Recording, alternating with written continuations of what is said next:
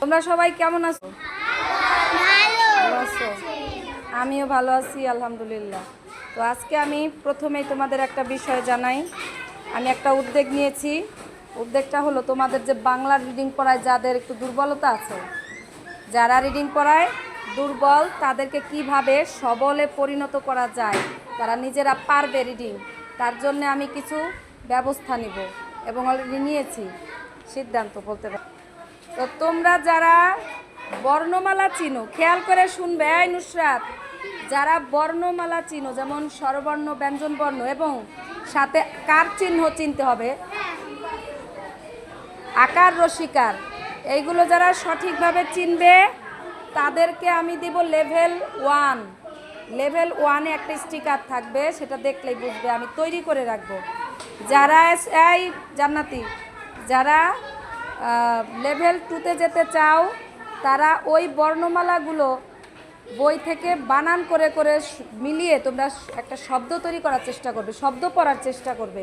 যারা শব্দ বানান করে পড়তে পারবে তাদেরকে লেভেল 2-এর স্টিকার দিব, লেভেল 2। এবং যারা শব্দগুলো আস্তে আস্তে মিলিয়ে মিলিয়ে একটা বাক্য পড়ে ফেলতে পারবে তারা লেভেল কত? 3। লেভেল 3 নুসরাত।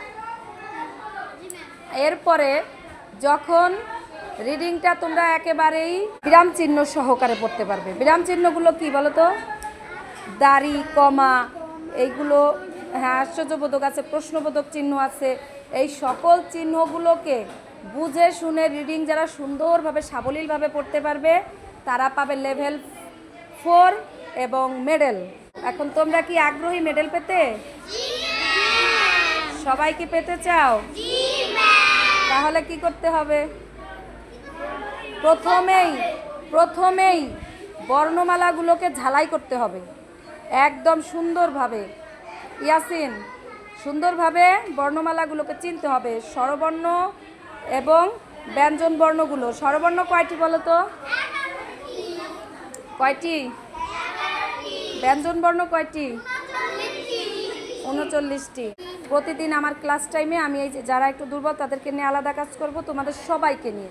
যারা অলরেডি রিডিং খুব ভালো পারো বলতে আমি সেদিন আবারও পরীক্ষা নিব, একদম দাড়ি কমা ইউজ করে ঠিকমতো পড়তে পারো কি না।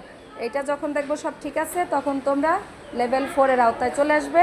এরপরে যারা 3-তে আছে, মোটামুটি বানান করে উচ্চারণ করে শব্দ মিলিয়ে পড়তে পারে, তারা 3 থেকে 4-এ আসার চেষ্টা করবে। যেমন দাড়ি কমার দিক খেয়াল করবে। আমি তো ক্লাসে প্র্যাকটিস করাবই, নিজেরাও চেষ্টা করবে, ঠিক আছে? এরপর থেকে তোমরা যারা 2-তে থাকবে লেভেলে, তারা শব্দ থেকে বাক্য পড়ার চেষ্টা করবে। যারা 1-এ থাকবে, যে একেবারেই কোনো রকম পারো, তারা অবশ্যই শব্দ দেখে দেখে মিলিয়ে পড়ার চেষ্টা করবে। করবে তো? কেমন লাগবে এই বিষয়টা? আর মেডেল পেতে কি সবার ইচ্ছে হয়? হ্যাঁ, ঠিক আছে।